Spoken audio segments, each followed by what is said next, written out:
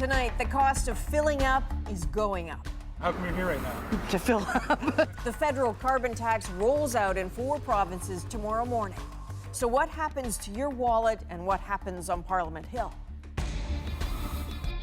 I'm sad, devastated, angry, all at the same time. Women's hockey takes a hit as the Canadian League suddenly announces it is shutting down. Does that necessarily mean trouble for the sport? Look at Lemieux! Oh my heavens! What a move! Lemieux! Oh baby! And while we're talking hockey, for 50 years, he has been the soundtrack to Saturday night. What was it like being in the rink for that? Holy mackerel. Bob Cole on narrating hockey history and his message to Canadians as he prepares to sign off. This is The National.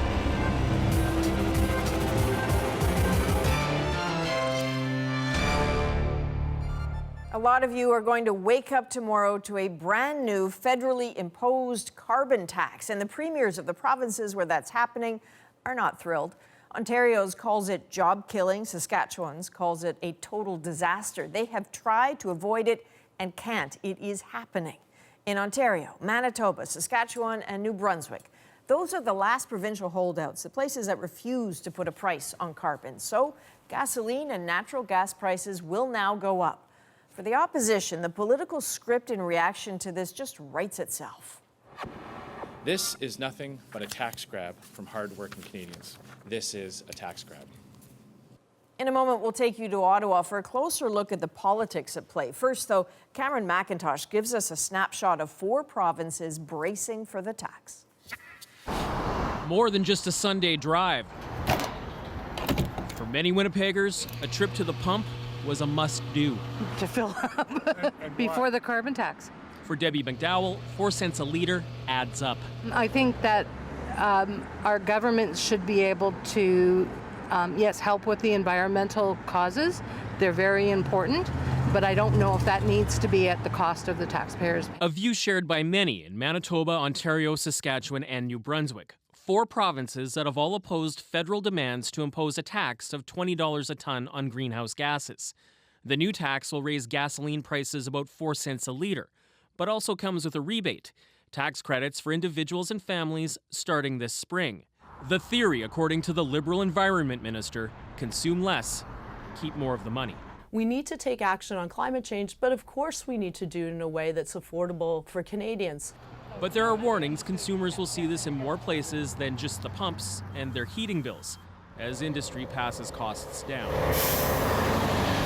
Any cost input of this size, we're talking hundreds of millions of dollars across Canada, is going to have an impact on the supply chain. I can tell you for sure that every business, and there are over 500,000 of them affected, has to sort this out. Then there's the politics of all this. The 4 provinces involved are all run by conservative-leaning governments who see little downside in fighting a Liberal-imposed tax. It's a harmful policy to the economy in Western Canada in particular, but across our nation. While few want to pay more, on the street there is plenty of concern over climate change. I don't have a problem with that, quite frankly. Yeah, the planet's in a bit of a mess. I feel like there might be other ways to help the environment. Now, 4 cents a litre is just the beginning. The plan is to actually more than double that tax by 2022, with the intent and hope of driving down emissions and not the economy. Cameron McIntosh, CBC News, Winnipeg. Okay, well, this one clearly needs an Ottawa perspective on that. That's why we have Salima Shivji. Salima, I mean, obviously there are some serious risks for the Liberals with this tax. Yeah, really, it's the confusion surrounding the tax and the rebate that the Trudeau Liberals really need to get past. And that's what the Conservatives have been using as this debate just gets polarized. We saw Andrew Scheer today talking about wanting to scrap the carbon tax altogether if he is elected and basically calling it a tax grab. Very much the same rhetoric that the 4 Conservative premiers have been using about the carbon tax. The Conservatives have also been sending out a slew of robo-text messages telling people to fill up their gas tanks, blaming the Liberals for all of this. And the Liberals also have been trying to get their message out, telling people that it shouldn't be free to pollute and telling people they will be getting the rebate. So it really is interesting that both sides do feel that they can win this war of words on the carbon tax. Obviously, everything now gets viewed through the prism of a fall election, and through that lens, what do we see here? Yeah, that's right. With the SNC-Lavalin controversy still dominating the headlines, the Liberals do want to change the channel. They want to talk about climate action and set up that opposition between them and the Conservative Party. It was their topic of their first campaign ad, except it's not such a clear-cut win because the landscape has changed so much since 2015. There are not so many friendly premiers around for Justin Trudeau, so he does have two provinces challenging the carbon tax in court on an issue that voters really care about. Okay, Salima Shivji in Ottawa, thanks very much. You're welcome.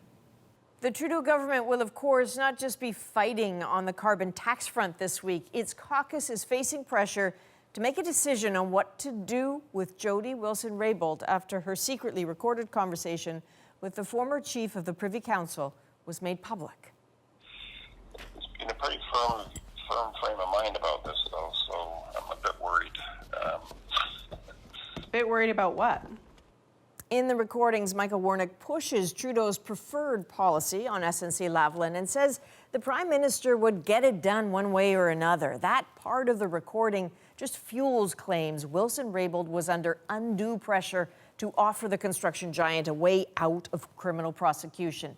And now, former Trudeau aide Gerald Butts, who resigned, a man who's disputed Wilson-Raybould's version of events, says he has handed over his own records to the Parliamentary Justice Committee.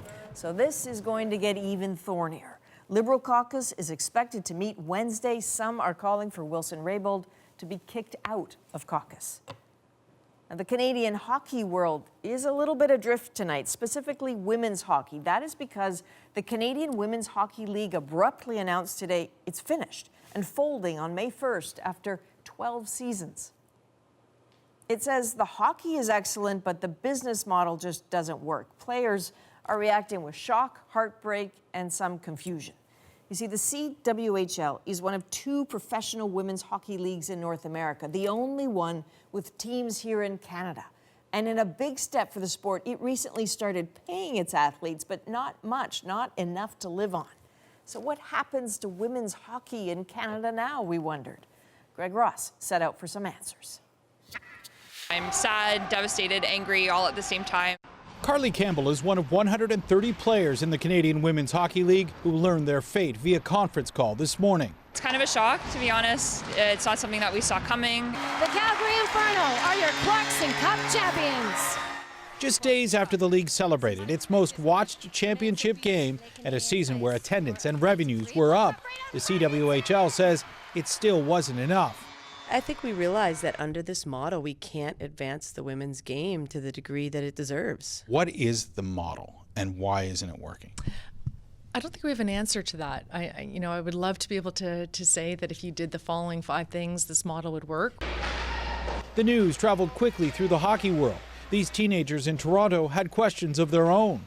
It doesn't give an equal opportunity for us, especially because this is an entire league full of girls and that they're trying to aspire to be that. And now we don't have the chance to be. The CWHL is one of 2 women's professional hockey leagues operating in North America. The other is the NWHL, based in the U.S. Officials from that league also seemed caught off guard. They had been in discussions with the CWHL to form one league. It makes sense to have all the best players playing against each other, for sure. Toronto Fury's general manager Sammy Joe Small says players would likely welcome a merger between the 2 leagues in the future, but in the meantime, players and staff are already considering other options for next season. I think we can create an interim league. The hardest thing about creating a league is getting ice time. All that ice time has been booked moving forward, so we do have those ice times. We have GMs in place. We have teams and staff in place. Yes, the league, the name CWHL is gone, but we're still an entire community of players, GM, staff that are holding together, and we are being optimistic about this whole thing. Players earned between $2,000 and $10,000 in the CWHL.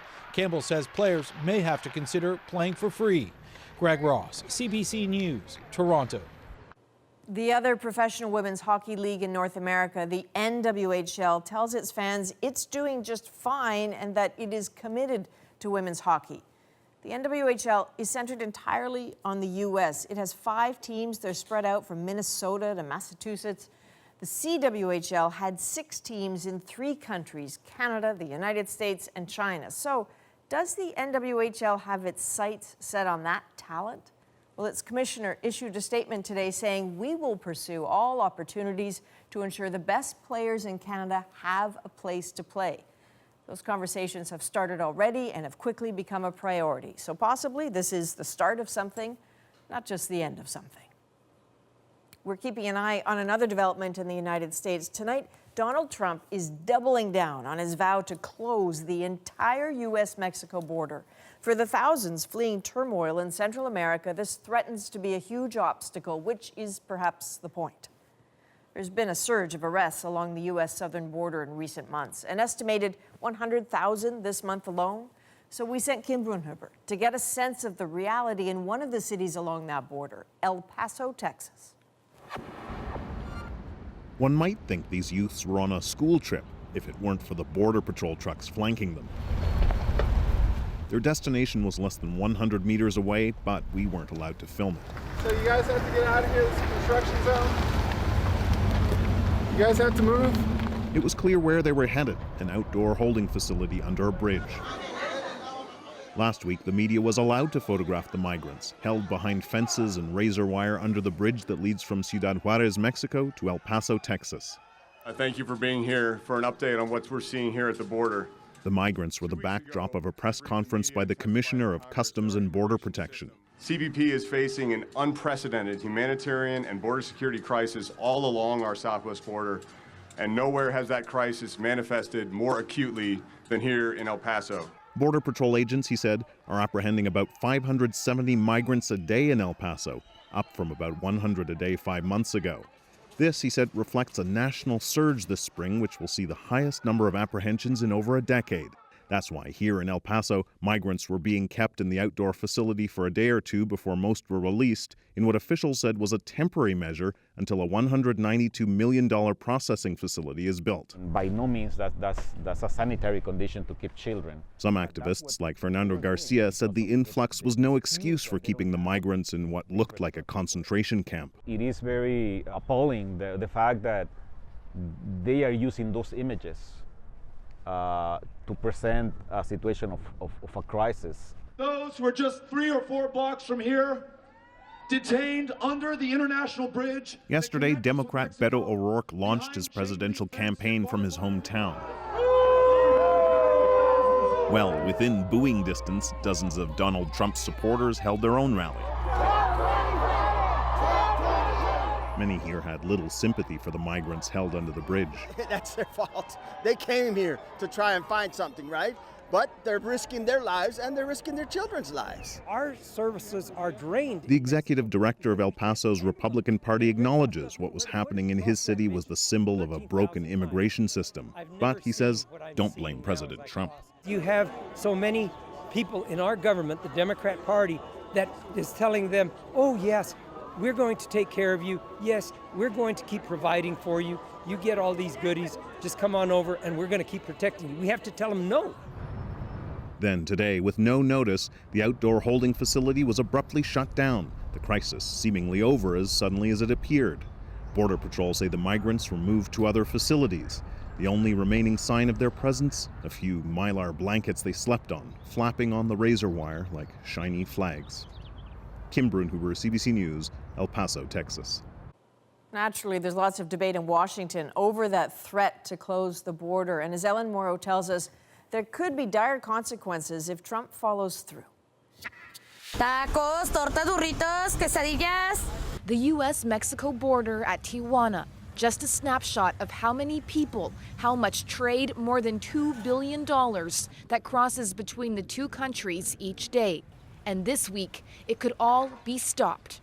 We'll keep it closed for a long time. I'm not playing games. Donald Trump threatening to close the border, blaming Mexico as migrant numbers rise. Massive caravans walking right through Mexico. And if they don't stop them, we're closing the border. Along with the border threat, Trump also plans to cut aid to 3 Central American countries, Guatemala, Honduras, and El Salvador. We were paying them tremendous amounts of money, and we're not paying them anymore because they haven't done a thing for us. This is a special edition of Meet the Press. The move has been criticized as counterproductive. People are desperately coming to the United States. The president's cutting off aid to these countries will not solve that problem. That's what the USAID money does, is it makes those countries more stable. If it's working so well, why are the people still coming? The debate, the heated rhetoric, only means two things: uncertainty for those seeking a better future and concerns over the economy. I think the president is crazy, this man says. Imagine what we would lose. Ellen Morrow, CBC News, Washington. He was Canada's longest-serving military officer and a hero of Dieppe, the disastrous raid during the Second World War. Honorary Colonel David Hart died this week at the age of 101. Today, he received a hero's farewell. Simon Nakonechny looks back at a long and distinguished life. He only stood 5'3", but David Hart is being remembered as a tower of strength. The bravery, the courage, just an average guy going off from Montreal to be in an extraordinary circumstance. Hart's most memorable accomplishment came on one of the darkest days in Canadian military history. August 19th, 1942, 5,000 Canadian soldiers landed at Dieppe, France. They were met with a merciless barrage of German fire. As a radio signaller, Hart coolly manned his post as shells rained down. He sent retreat orders to 2 Canadian units, saving many lives. I love my country, and I love the guys that went in with us. Hart's bravery was immortalized in this painting. It hangs at the Royal Montreal Regiment's armory, where he served as honorary colonel for decades, making him Canada's longest-serving military officer. Hart was Jewish and proud to have played a role in taking down the Nazi war machine. But Hart also took on anti-Semitism in his own army's ranks. I can never give you not even a single example of anti-Semitism that I experienced in 38 years in uniform. And that's only due to people like Colonel Hart blazing the trail. Hart was a dedicated family man who leaves behind a son, a daughter, and his wife Miriam. Just 2 years ago, the pair traveled to Dieppe for the 75th anniversary of the raid. The memories of that terrible day were still etched in Hart's mind. And I called them up on the phone. I was only a sergeant. I said, "What the hell are you doing?" Yeah, because you're sending them into disaster. Damn fools said, too late, they're gone. Nearly 1,000 killed and 2,000 taken prisoner, but more than 100 saved, thanks to David Hart. He was 101 years old. Simon Nakonechny, CBC News, Montreal. Now let's go to Briar Stewart in Vancouver. Briar, you're watching several developing stories for us tonight, right? That's right, Adrian. Let's start in Ukraine, where millions of people have cast their votes in the presidential election.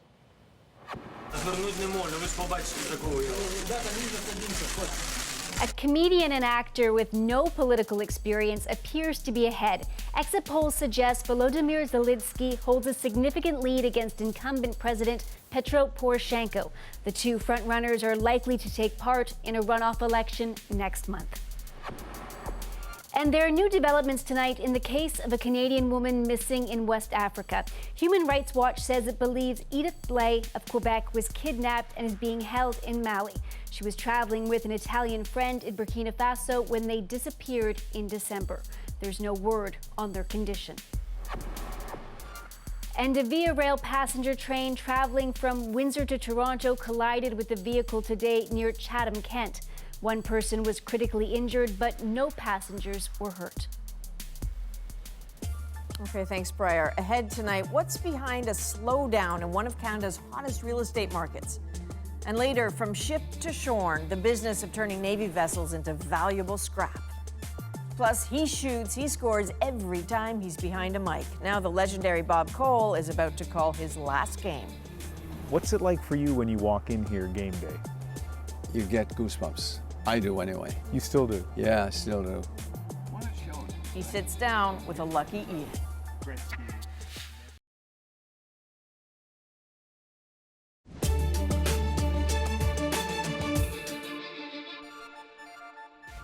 Vancouver real estate has long been known for its lofty prices. So could this be the moment you've been waiting for? Right now, in this gleaming West Coast mecca, it is a buyer's market. But not any kind of buyer. As Greg Rasmussen tells us, in Canada's highest priced market, even bargains can be out of reach for most. You here for the open house? It's a sidewalk struggle. You guys here for the open house? Realtor David Hutchinson takes to the streets to generate interest in a Vancouver condo. Show us around. What do we have here?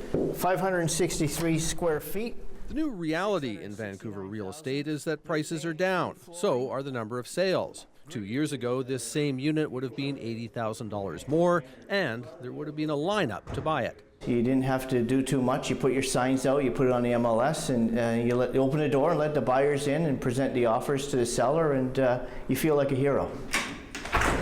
He blames a host of new taxes and fees brought in by the federal, provincial, and local governments to cool the market. Municipal taxation, the empty homes tax. Provincial level, we got a speculator tax, a school tax, a foreign buyer tax. Federal level, we have the mortgage stress test. Well, you have to compete right now. The investor selling the condo says he knew he had to price it low and have it in top shape. New appliances, new lighting fixtures, you name it. So you have to stand out right now if you're going to be able to sell. Although the condo market is sputtering, it's detached homes seeing the biggest declines. This house sold in 2016 for nearly $2.9 million. It just sold for $900,000 less. At the lower end of the market, someone paid nearly $1.6 million for this house in 2017. It recently sold for a $230,000 loss.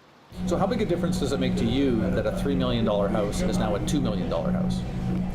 It doesn't make any difference to me at all. Many renters have given up on owning a home, even with the recent price drops. Anybody with an average income in Vancouver that doesn't have, say, significantly a big amount of help from their parents, I don't think is going to be able to buy a house, let alone even a condo.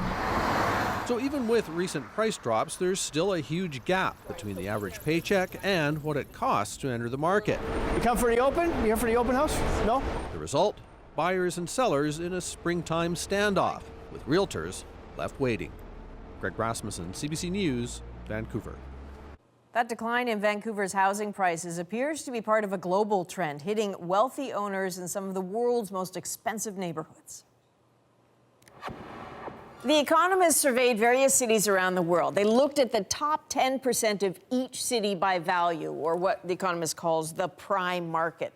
So London's toniest homes have fallen by 20% from their peak in 2014. In the past year, Hong Kong's top homes fell by 9% in Manhattan, 4.3% in Vancouver, a whopping 12%.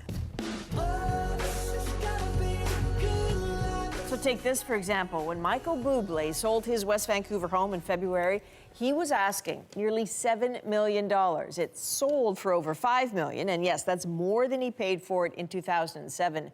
But in that financial stratosphere, it's not that much more. Up next, Bob Cole on calling it a game and a career.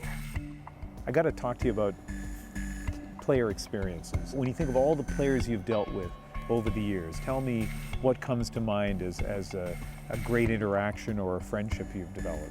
Wow, you're talking about a lot of players, you know?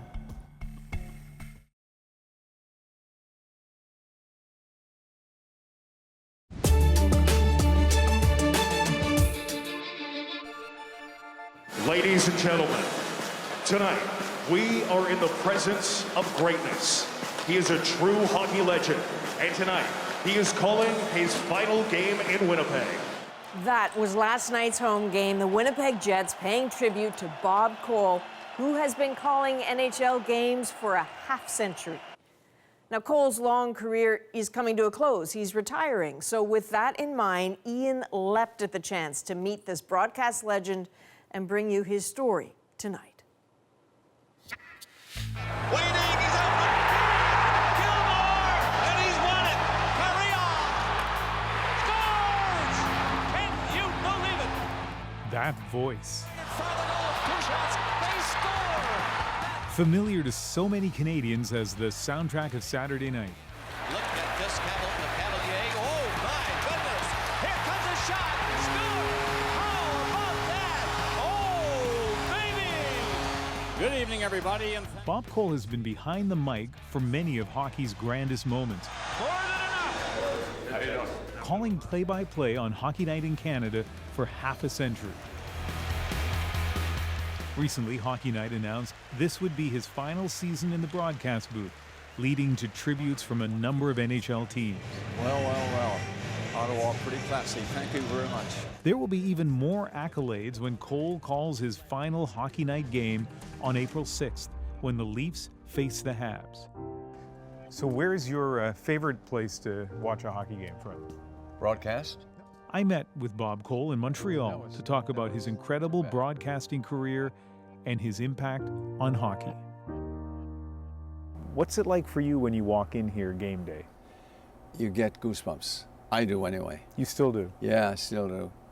The building, the quietness of the building, everything's so clean and bright, and pretty soon the Canadians are going to be on the ice with the Boston Bruins or Toronto Maple Leafs or whomever. It's hockey. Yeah, I get excited. Yeah. One of the things I love about your life story is, I mean, many of us know you as this iconic play-by-play broadcaster in Canada, but you have a very real connection to the most iconic play-by-play broadcaster, Foster Hewitt, and it started with you in Newfoundland listening to Foster Hewitt. Yes. So I played a lot of sports, soccer, as they call it now. And I got hurt in one game, I recall, my knee, and it got worse week after week until finally one day in January, the injury occurred. I think it was October or November. Mm-hmm. And in January, I couldn't walk home from school for a lunch hour. Called the doctor, I got to bed, and I was there for 5 months, pretty close to 6 months. Wow. And the radio was my everything. There was no TV at the time, and Foster Hewitt was broadcasting, of course, out of Toronto. Mm-hmm. So I made my own rink in my bedroom listening to Foster and learning his idiosyncrasies and how he brought the game alive and what he did and so on. It was heaven for me. Hello, Canada and hockey fans in the United States. It's hard, I think, to explain to somebody these days about the magic of radio. I think especially when you're so far away from Toronto, you're sitting there in St. John's. I mean, for me, it was in the Maritimes and listening to radio stations at night when you didn't have a lot of other options, and just the magic of radio. And it sounds like that really captivated you. You know, you're so right, Ian. That's beautifully said. Foster Hewitt had that magic touch. A pass intercepted by Maurice Richard. Maurice Richard passed it right in front of the net. Moore took a whack at it. Maurice Richard right in front of the score. It was a magic touch Foster Hewitt would eventually pass on to a young Bob Cole. In 1956, the self-confident young man, just a kid from St. John's at the time, found himself in Toronto with his audition tape. So we were coming back, two buddies and myself. We bought a car in Toronto and drove to New York and saw the Yankees and did that, and Broadway and whatever, and Sammy Davis Jr. and Mr. Wonderful, and we did great things. So on the way home through Toronto, I said, you know what? I've got that 5-minute tape in the trunk of the car. I always carried it with me, and anyway, I said, I'm gonna find Mr. Hewitt's station, which I did, walked in and introduced myself to his secretary, receptionist, and I said, I just want to leave this, and asked Mr. Hewitt if he could get a chance to listen to it and maybe write me and let me know what I should be doing or not doing. And she said, just a moment. She called, and before I had a chance to stop her, she said, Mr. Hewitt wants you to come in. Follow me. Oh my. I made it down the hall somehow and sat down and with Mr. Foster Hewitt. We talked for nearly 2 hours and said, why don't we go back and listen to the tape now, and we'll both listen to it. So then he began talking about how he perceived broadcasting hockey. So I made a lot of mental notes, and hopefully I kind of got it going so that maybe someday I'd get a chance. And I did. I got to talk to you about player experiences. When you think of all the players you've dealt with over the years. Tell me what comes to mind as a great interaction or a friendship you've developed. Wow, you're talking about a lot of players, you know. Wayne, of course, with Edmonton. Glenn Sather, lifelong friend. He was the coach and GM out there. Is it true you partied with Mark Messier?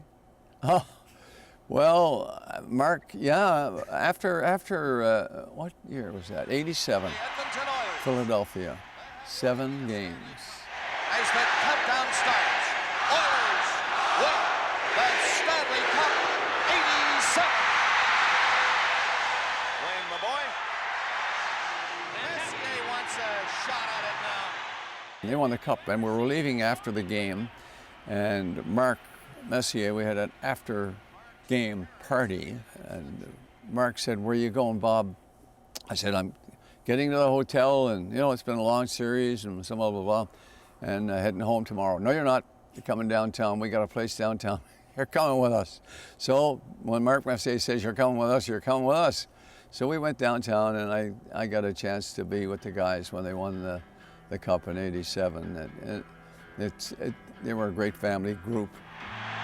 Besides the Stanley Cup final, Bob Cole has called some of Canada's most important games, from radio play-by-play of the 1972 Summit Series Henderson going in, he scores! to that tense moment when Canada's men's hockey team was trying to break a 50-year drought at the Olympics. February 2002, I was actually in that rink in Salt Lake City, but you were calling the game in Salt Lake City. I don't know that people now totally understand the tension in this country. 50 years since Canada had won gold in the men's tournament in hockey, and the huge disappointment of Nagano 4 years before. What was it like being in the rink for that? Holy mackerel. It was superhuman. Outside the building for that game, the final game, US and Canada, the security was even tougher. We had jets flying overhead, helicopters lower down, of course, flying around before the game. Yeah, it was only months after 9/11, right? Yeah. And so extra heavy. And yeah, everybody was uptight. US, Canada, Vice President of the States was there, and more security around him. Here we go. I mean, you could cut it with a spoon. The tension was so thick. And we didn't know with 3 minutes left who was going to really win this hockey game. So it was exciting. It was pretty big. Canada trying to hang on and get a break. It's going to be a break. It is Joe Sakic scores! Joe Sakic scores! And that makes it 5-2 Canada. We only have 2 minutes left, so... I could be like Don now and say, what? Only 2 minutes? What? So I'm going to say a couple of things, and just you respond however you want. Oh, baby. I don't know where that came from. I don't know. I think I use that around the house at home if I spill something I shouldn't have spilled. Oh, baby. You know, it's just a thing. And then Mario brought it to the fore with that beautiful goal where he just blew everybody away and with his ability. Here's Lemieux. The center penalty coming up. Look at Lemieux. Oh, my heavens. What a goal. What a move. Lemieux. Oh, baby. They're going home. Yeah, that was, I thought I had lost my job that day, Sunday afternoon in Philadelphia. The old Spectrum in Philadelphia was so close to the ice, you're down low. And when the players were arguing with the referee and they were leaving, they decided, and they were walking right underneath me. And we were dumbfounded. They're going home, I think. And it just happened. They're going home. Yeah, they're going home. Can you imagine? Denny, it's been a short afternoon. There's no rehearsing that. That just happened. And now, the Philadelphia Flyers zoom around a little bit, and they're going home. Last thing, I mean, it's been a long, fantastic career. You know, we talked about Foster Hewitt, and as I say, one of the things I love is the connection between Foster Hewitt and you, and between you and who knows who 30, 40 years from now. When we think in terms of the Bob Cole legacy, what do you hope people think about? that whoever is tuned in today is enjoying the game. And never mind me or whomever broadcasting, enjoy the game. And I'm trying to pass the message along to the viewers that I am enjoying the game. Done my job. Well, mission accomplished. Okay, Ian. Thank you. Thank you. Mr. Cole, thank you not just for the last 50 years, but for making Ian a very happy man. Up next, the nuts and bolts of scrapping an old military ship to the Canadian whose job it is. It's like saying goodbye to an old friend. As I walk around here right now, it's heavy hard here because I spend many hours at sea, and many hours, maintaining this thing. But first, a look at something we will bring you soon here on The National. David Common talks with a group of high school students and their teacher in Iqaluit, tackling hunger among their peers head on. If one of you could shred meat and two of you could do potatoes. So you're making lunch right now? We are. Lunch yes. for how many people? Probably 100 to 120. What are you guys making? We're trying to make it like it has the caribou broth. Why do you guys like doing this? It's really fun and it's really needed. It's really needed. What do you mean by that? Like, there's a lot of communities out there where there's schools that have so many hungry kids. It's pretty much like that here, but we're helping a lot.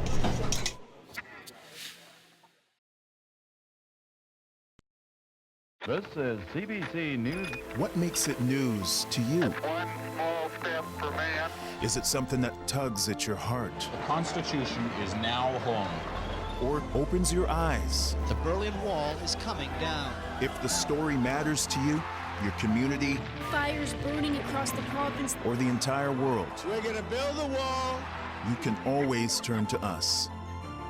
CBC News, right where you are.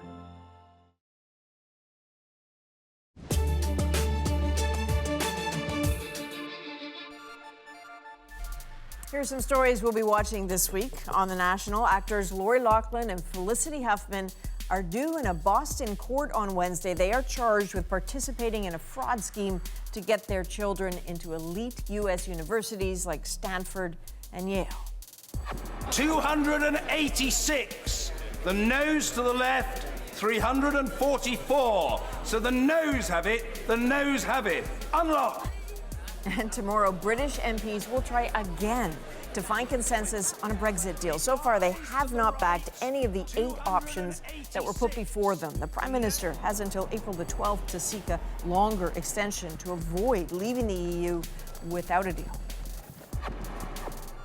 And this Saturday marks the 1-year anniversary of the Humboldt Broncos tragedy. 16 people were killed and 13 injured when a semi-trailer truck crashed into that bus carrying the junior hockey team. The community will hold a memorial service in the local arena. These are boom times for the Canadian shipbuilding business. Canada is spending billions to build and launch more than a dozen Navy and Coast Guard ships over the next decade. But when it comes to ships, there is a sort of circle of life. For some ships, it's the beginning, and for others, the end. Brett Ruskin gives us a story of severed hulls and groaning steel, the death of some of Canada's most massive ships.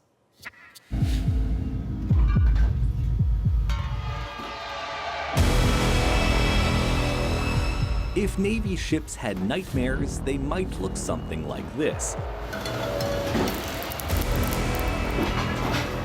The man they'd fear most, Mike Steege.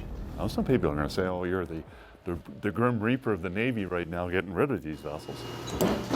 As the guy in charge of Navy ship dismantling in Canada, he pretty much kills ships for a living. Watch your head. His latest victim, the former HMCS Athabascan. Guts cut up, hull full of holes. Brass, copper, and steel to be melted down and sold. Looks harsh, but once it was worse. Here's how the Navy used to get rid of its old ships. The Annapolis and Saguenay were both turned into artificial reefs. And the Huron? It was used for target practice. We actually looked at it and see how much it would actually take to sink one of these things. Dramatic, yes, but also problematic. Those ships used to be full of the cancer-causing chemicals PCBs. They were used for cable coatings, adhesives, and waterproofing, all before their risk was fully understood. So before sinking or shooting the ships, the government had to strip out the PCBs. If we know we have PCBs and hazardous materials on board, we do not transborder them. We keep them in Canada. Making the ships environmentally safe was expensive. Now they outsource the disposal work to companies like this one in Sydney, Cape Breton. It safely strips out the PCBs and keeps the scrap metal for its profit. When the dismantling of this ship is complete, the hull will be cut into 15-meter sections, and the important military equipment and technology will be cut into pieces as small as 15 centimeters. When they're done, the insides will look like this, the outside like this. For now, the ship still looks like a ship. You'll see your rail system where the torpedoes used to go in here. Turns out the ship shredder has a soft spot because he spent time in the Navy himself, working to maintain the ships, including this ship, the Athabascan. As I walk around here right now, it's heavy hard here because I spend many hours at sea, and many hours, maintaining this thing. Now he's working to create jobs, save money, and protect the environment. But he knows an overhaul is coming in the way Canada gets rid of its ships. Because the new ships being built right now in Halifax don't use any PCBs, and they're allowed to be sold abroad. Disposal is part of their design. It's part of the kind of circle of life, if you will, for navies. There are a few things that nations buy that are so important that they actually name, and ships are one of those. As we go forward into future dismantling and how we get rid of our fleets after that, we should be able to now, on behalf of Canada, actually make money back and actually sell some of these ships now. When future vessels have finished their time in Canada, they could be sold internationally, sent to the auction block, but saved from the chopping block. Brett Ruskin, CBC News, Sydney, Nova Scotia. Up next on The National, a guest host on Saturday Night Live sends a Valentine to her home and native land, Sandra, O Canada. The shirts folks wear introducing the musical guest on SNL is kind of one of the few moments that the performer gets to express themselves however they want. The moment is straight back after the break. But first, tonight capped off a week-long celebration of Canada's film and television industry as special honors were handed out at the Canadian Screen Awards.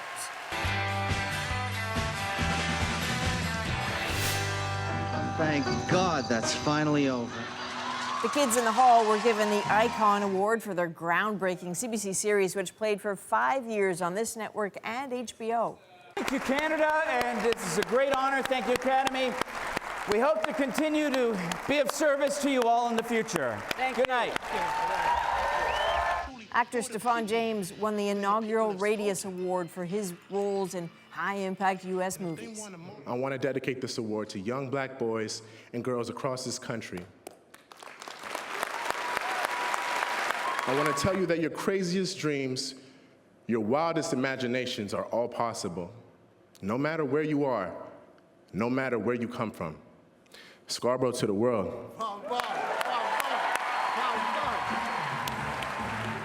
Director Deepa Mehta received the Lifetime Achievement Award. Oh, thank you, you guys! And there she is, performer Mary Walsh picked up the Earl Grey Award for being her outrageous self. Getting old has a pretty bad rap, hasn't it? I mean, it seemed that the best anyone could ever say about it was, getting old is better than death, but not by much. But, turns out that's not true. I mean, it's been wonderful.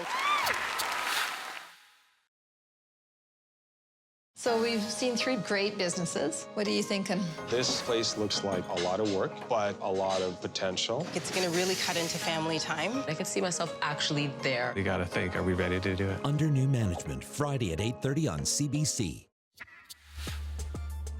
It has been a very big year for Sandra Oh, something she pointed out while hosting Saturday Night Live. She was quick to downplay it, though, saying she has a hard time accepting compliments because she's Canadian.